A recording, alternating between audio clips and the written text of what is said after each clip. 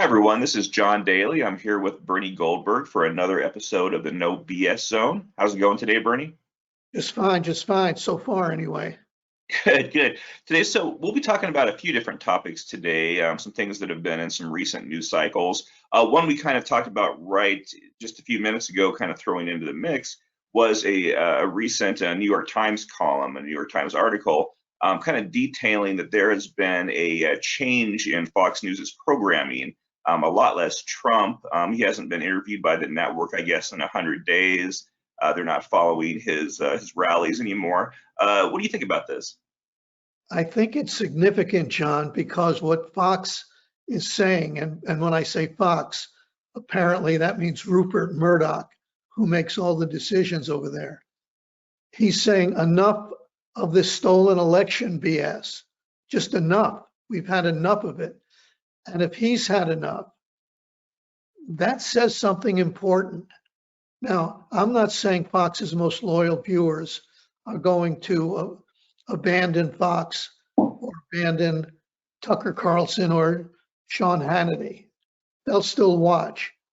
But something is going on out there. It's going on among individuals. Now it's going on at a big corporation like Fox News.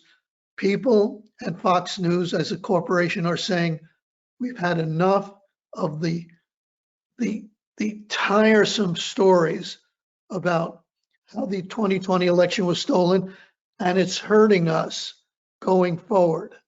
And I think you're going to hear more about that.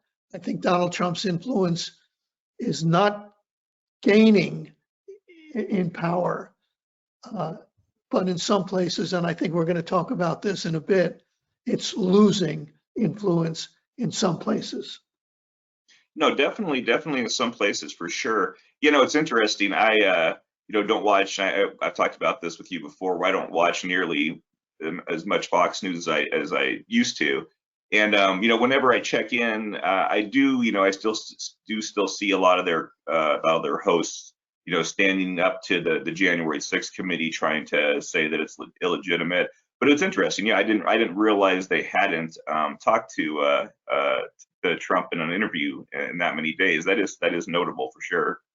And Trump, just as he throws anyone who shows what he considers disloyalty to him, he throws them over the side and under the bus. If I could mix two analogies together, he'll throw Fox under the bus. He has in the past. He will again. Newsmax is probably, licking its lips, saying, "Oh, we're going to get disgruntled Fox viewers." Maybe, but the point is that more and more people are saying we don't want to look in the rearview mirror, even if there were irregularities. Let's move on, because dwelling on the past is not what elections are about, and it's not good for the Republican Party. It'll be interesting to see if that changes. If he becomes, the polls still show him pretty popular. But yeah, it'll be interesting to see if Fox continues with this or if if something changes. So go ahead.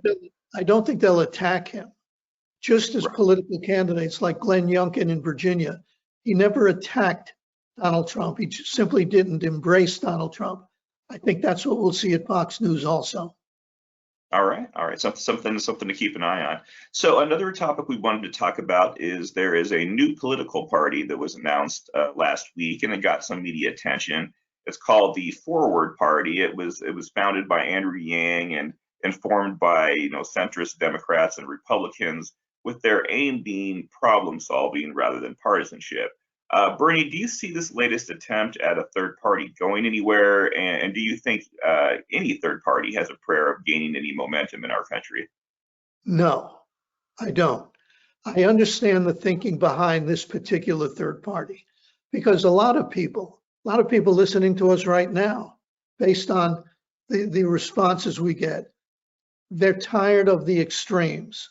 They're tired of the AOCs on one side calling the shots, along with Bernie Sanders and Elizabeth Warren and the rest of the squad calling the shots. And they're tired of the crazies on the right calling the shots. So I understand that in theory, there's something to this new third party, but it won't catch on. People are not going to vote for some third party candidate when he or she just doesn't have a chance. Now, there is significance though to this third party, and that is in a close election, it may influence the race, the outcome, because if enough people, if this new third party leans Democratic, for instance, and disgruntled Democrats vote for this third party because they want a more centrist party, well, that'll help the Republicans. And if this new third party leans to the right and moderate Republicans vote for it, then it'll help the Democrats. But generally speaking, I don't think it's going anywhere. And absent a close race, I don't think it'll have very much influence on any election going forward. Yeah, I agree. It's there's always it seems like there is, like you said, there's a need for it. I get the sentiment behind it. People got to keep in mind that there is so much, institutional infrastructure behind the two major parties we have in this country that even if, there's some good messaging from a new party, it's really tough to get any sort of momentum. I was trying to think of what charismatic candidate could they put up to be the face of this new third party. Help me out, John. I can't come up with anybody. Yeah, it's tough to see anybody in active politics, someone as you described, who's currently a Democrat or Republican, leaving that party and then going over there. I mean, you can think of some people you've heard, basically celebrities, actors. Like I could see maybe, I could see Matthew McConaughey. He sort of dabbled in the idea of getting into politics. The Rock has, but as far as any hold on, you're onto something very important here. Very important. If The Rock became a candidate, all bets are off. I'm not saying we're going to have a President Rock, Dwayne Johnson in the Oval Office, but I am saying a whole bunch of people who don't even know it's election day are going to go out and vote for The Rock, and that could influence the real election between the Democrat and the Republican. No, that's true. I mean, he is such a larger than life individual. And I remember years ago, you were on the O'Reilly Factor and you brought up I think Oprah. People were talking about Oprah running, and you said something to the effect of, if she runs, she'll probably win the presidency. And you got some of the worst hate mail I've ever seen. You got a lot of hate mail, but the response, people were so upset by that. But I think it's because they deep down kind of knew you were right. Well, you know what? This is another interesting point you're bringing up. People get upset not because you're saying something foolish or something that's clearly wrong. By the way, I don't know if she'd really win, but she'd be a serious factor. Oh, yeah. People get angry because they're afraid of the possibility of what you say is true. What if what they're really angry about is Oprah winning? They get angry at me for saying she could win, but they're really angry about the possibility of her winning. You follow the nuanced distinction between getting angry at me and getting angry at the possibility that somebody they despise may actually win. Don't take it out on me, take it out on the people who would vote for her. No, exactly right. And there's a lot. Celebrity is a lot of people on the right, a lot of Republicans sort of like to slam the idea of celebrity and point out that what celebrities say isn't important. But then Donald Trump is a celebrity. Exactly, and then they nominated and got elected a reality show star. So yeah, he was a pop culture icon long before he ever was involved in politics. And that's if he wasn't, I mean, does anybody think if he was made his money in some other fashion, if he wasn't so media friendly and such a part of our pop culture, would he have had any chance? Even going on the same message, even writing on the same things and becoming president? I don't think so. I frequently said principles are dead. And here's an example. People are against celebrities unless it's their celebrity. People are against bias in the news. They yell and scream about, they're only against the other guy's bias in the news. Right, right. If you have principles and you're against bias in the news, then you're against bias in the news, no matter which side it comes from. If you don't like Hollywood celebrities, mouthing off about politics, okay, but then don't praise your guy when he mouths off about politics and condemn the other side's guy when he mouths off about politics. This is why, this is why I've just had it with so many people who are the most vocal critics of this or that or me, because if they want to stand up on principle and they're against Donald Trump when he does something and Joe Biden when he does the same thing, fine. But if you're going to criticize Biden and give Trump a pass, or criticize Trump and give Biden a pass, that annoys me. That just brings me down a little bit. Well, without straying too far, this sort of reminds me. I had gone to a couple of comedy shows over the weekend. One of them is sort of a popular. I don't know if you know who he is. His name is Daniel Tosh. He sort of made a name for himself on Comedy Central. But he was sort of telling the joke how he does lean liberal. He's not super political in his act, but he does get into it. And he gets told by people from the right, just to shut up and tell jokes, or that shut up and sing thing that Laurie Ingraham, I think, wrote a book on. But, his whole philosophy goes, well, why should I shut up? You guys talk about it all the time. I mean, does being a plumber or does being an electrician, does that make you any more qualified to talk about politics than me? And he brings up a good point. I thought that was sort of interesting.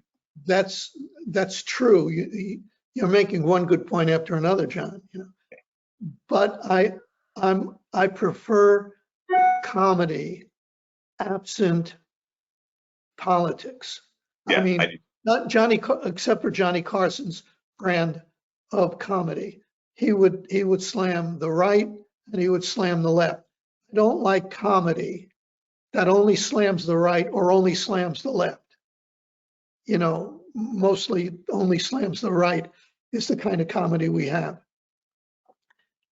There are plenty of places for people to get politics. I don't need to get it on late night TV, late night comedy shows. So I'm against that. I just heard from somebody who sent me Rodney Dangerfield's funniest joke. And it was, he said, my wife likes to talk to me during sex. She just called me from Chicago. Yeah, he was great, wasn't he? That's just good, funny stuff. There's no, my wife called me about Donald Trump or my wife called me about Joe Biden. Just, can't we have a refuge every now and then? Can't sports be a refuge from the daily barrage of politics? Can't comedy, for crying out loud, be a refuge from the daily barrage of politics? I agree, and it's always funnier, I think, when they stay away from politics too. And it's again, someone's right to stay. Someone has the right to do it. That's fine with me. I do find out, even when I go to concerts and I hear, performers in between songs, they'll go off on some political rant, and it's like, it's up to them. And even when I agree with them, it's sort of kind of annoying to me because it does sort of take away from the show. People didn't, they might agree with what you're saying in some cases, but that's not why they paid money to see you. They want to hear you sing, they want to hear you tell jokes.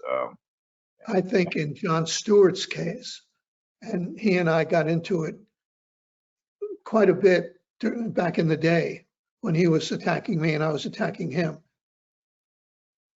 I think people like that figure you can't sit at the grown-up table if you do comedy. So they want to be Mark Twain. They want to be the great, they even want to be Johnny Carson, but he wasn't political in that sense. So because they don't want to sit at the children's table and just do fun and games comedy, they want to talk about the big picture. They want to talk about societal issues. Oh, yeah. I can get that on PBS. You know what I mean? No, I hear you. I hear you. So let's switch directions here. Last Thursday, the latest economic numbers came out, and they show that our country has had its second consecutive quarter of negative GDP growth, which has been recognized for some time as the commonly understood definition of a recession. Now, unsurprisingly, the Democrats and others on the left are pushing back on this label, insisting that we're not really in a recession. They cited how the National Bureau of Economic Research measures recession differently, and that organization says, well, we haven't seen enough to make that decision yet. Bernie, what are your thoughts on this? Are we or are we not in a recession, or does it even matter what we call it at this point? No, it doesn't matter, but your description is right on. The common definition is 2 quarters of negative growth. Okay, in that sense, we're in a recession. The other side, the left, Democrats, their pals in the media, are also right when they say it's this economic committee that officially makes the determination if we're in a recession. Okay, I don't care what you call it. You know, a rose by any other name still smells like a rose, you know? And people know if they're hurting or not.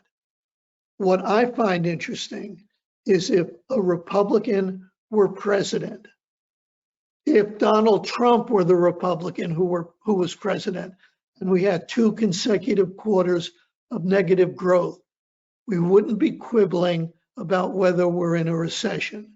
The headlines would be the size of the Empire State Building saying, we're in a Trump recession. We're in a GOP recession.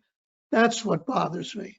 All of a sudden, we're being technical, but we're being technical because Joe Biden is the president. If Donald Trump were the president, there'd be no question in the minds of Democrats and their allies in the media that we're in a recession. Again, more hypocrisy. That's the theme of today's No BS Zone, apparently. I'm tired of hypocrisy.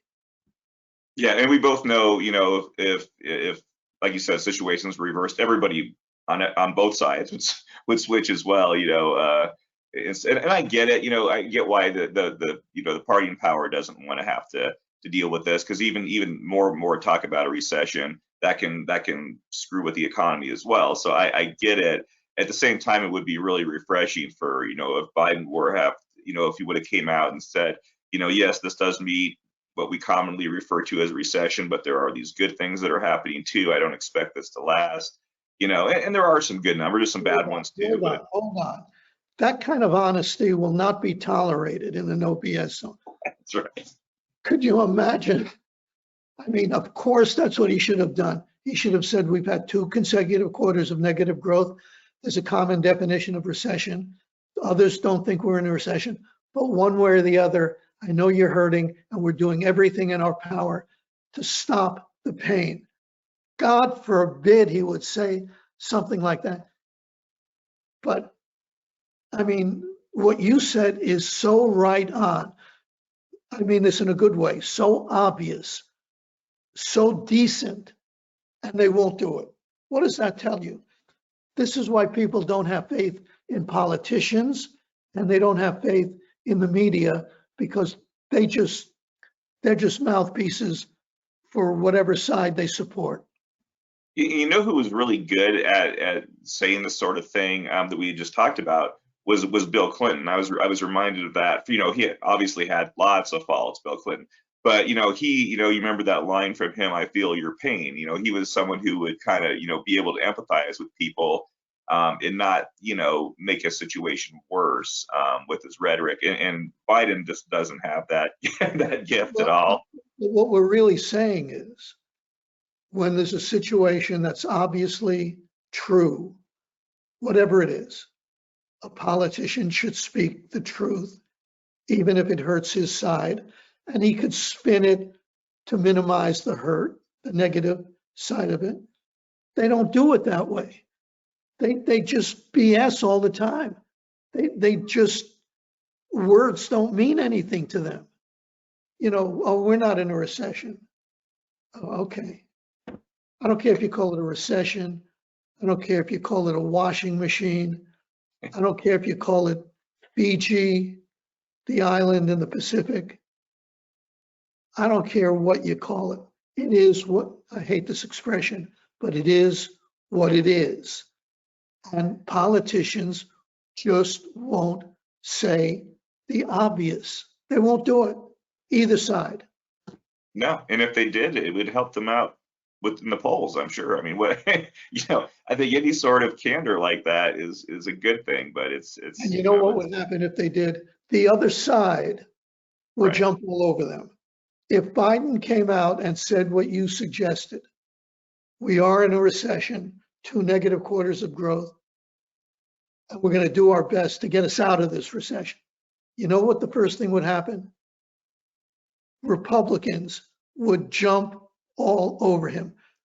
Fox News, let me be more specific, Laura Ingraham, Sean Hannity, Tucker Carlson would jump all over him. They're admitting there's a recession. We're in trouble. You know, it's like, I can't take it. I can't take it. I'm thinking of just splitting my computer right now, John. I can't take it anymore. Well, I hope not, because we have one more issue we wanted to talk about. So if you could hang in there, I think we'll be all right. So there are lots of new polling numbers that are coming in now for the 2022 midterm elections. The House is still looking pretty good for the GOP, from what I can tell, but the Senate is starting to look pretty concerning, actually. Granted, we still have 3 months until the election, and polls are a snapshot of time, and a lot can change between now and then. But a number of, and it's hard to sort of miss, there's a pattern here, a number of Trump-endorsed Senate candidates who won their primaries are actually trailing their Democratic opponents. There's Dr. Oz, he's trailing in Pennsylvania by 10 points. Herschel Walker, he has been consistently trailing his opponent in Georgia, where it's interesting that Governor Kemp, who Trump tried to actually primary out of office, is actually polling quite well against Stacey Abrams. The other one is J.D. Vance in Ohio. He's polling as the underdog too, which is surprising a lot of people because that state has been trending red for some time now. Again, all of this is happening in a bit what's supposed to be a big red wave year. What do you make of this, Bernie? Do you think that the GOP is going to have a hard time getting the Senate back in November? I do. I'm not making any predictions, but I think the 3 states you mentioned, key states, Pennsylvania, that seat is held by a Republican. If that gets flipped, that makes it difficult to hold the Senate. Ohio, that state is held by a Republican. Vance is trailing. And the 3rd state, Georgia, okay, that's held by a Democrat. But here's my take on this. Donald Trump's endorsement of Herschel Walker, Dr. Oz, and J.D. Vance helped in the primaries, where Trump voters disproportionately come out to vote. But general elections are not primaries. And in the general election, you get other people who don't like Donald Trump, and not just, independents who go this way in one election and that way in another. Moderate Republicans even. If they sit home, that doesn't help the Republican candidate. So I think Donald Trump's endorsement is a plus in primaries, not so much in general elections. And I know you didn't ask me this, but let me just add, yeah, it looks much better in the House. That's a given. But I'm one of the few people, I am still predicting, like everybody else, a Republican victory in the House. Okay. I just think that the abortion issue and January 6th are going to have more of an effect than most pundits believe it will. I'm not saying it's going to have an effect that makes a difference in who wins the House. I'm not saying that. But I'm saying if Republicans come out on the abortion issue and say, yes, we want to ban abortion outright, no abortion, and then some others go a step further and say we want to ban abortion with no exceptions,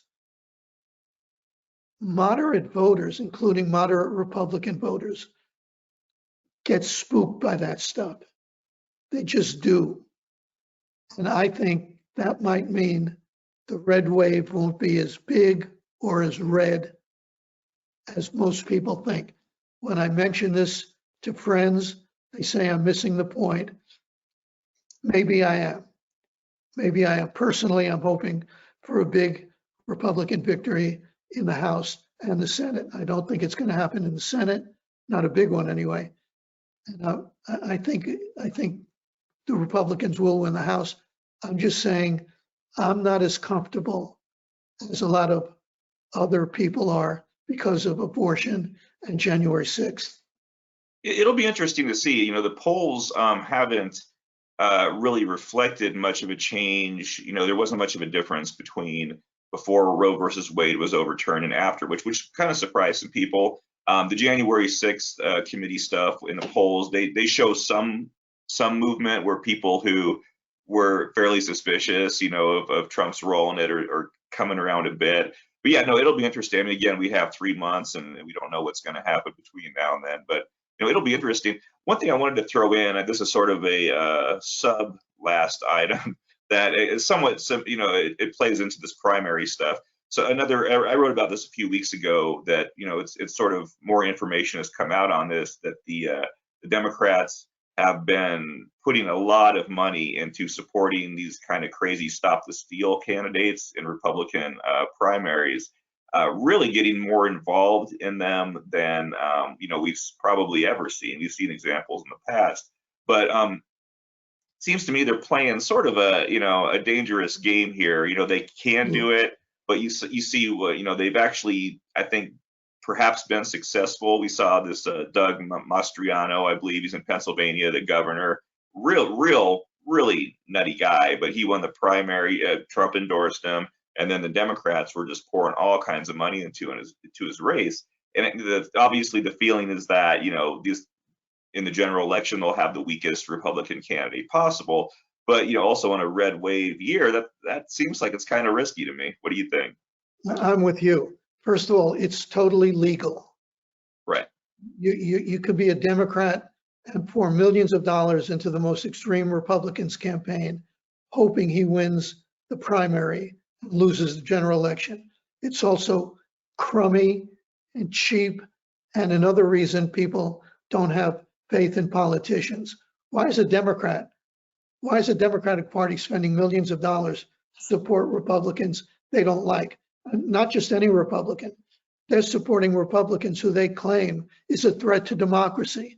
So after that Republican wins the primary, if he or she wins the primary, then they have to go out and say he's a threat to democracy. That's right. Hold on. You just poured $1 million into his campaign to win the primary, and now you're saying he's a threat to democracy. I'm going to repeat what I said earlier. This is why people don't have faith in politicians. And, you know, the old expression, be careful what you wish for. Be careful what you wish for, because if that crazy Republican happens to win, you know, you can thank for that the Democrats who supported that crazy Republican. Right, and I should add a little footnote. You mentioned that this was totally legal. I think almost in its entirety, yes. There was sort of an issue, and I wrote about this as far as Colorado. They tried this with a lot of candidates in Colorado, and Democrats failed. All the crazy ones didn't get elected. But they were actually very early in the campaign sending out this campaign literature without citing who it was from. There was never any note on that, and that is illegal. I think they're actually going to get busted for that. Right. I said it was illegal, but crummy. That's even crummier. I mean, that's just one step removed from saying, putting on the bottom that the money came from the Republican Party. You know, not putting your name on it. I mean, if you're going to do something that low class, man up, put your name on it. Yeah, we're the people with no class. We're the ones doing it. Sue me, you know what I mean? But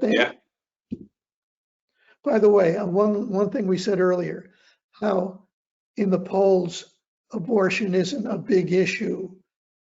That's before candidates in congressional races. That's before the Democrat says to the Republican publicly, how do you feel about abortion?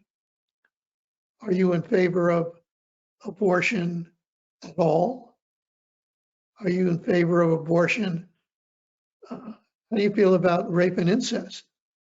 I mean, there are going to be some Republicans who are afraid of saying what they think is the wrong thing and dance around the answer.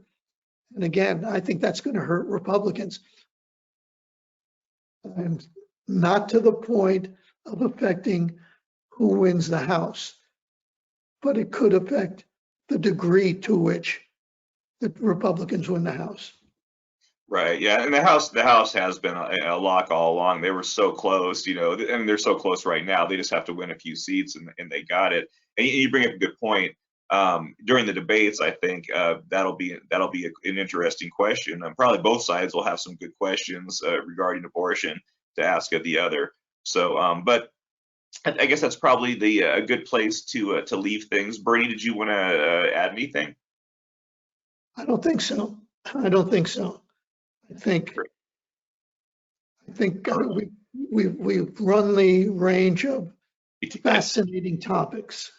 We did. We went all over the place on that. Sometimes we talk about one topic the entire time, and sometimes we sort of go off a list. So, and that'd be interesting for those listening. Let us know what you prefer. Let us know if you like us getting into these sort of thought topics, you know, in depth, or if you like us kind of going through the news cycle and talking about these different things. So, again, thanks everyone. Leave your comments, you know, in the comment section below. And Bernie, I hope you have a great day. Thanks for doing this today. My pleasure.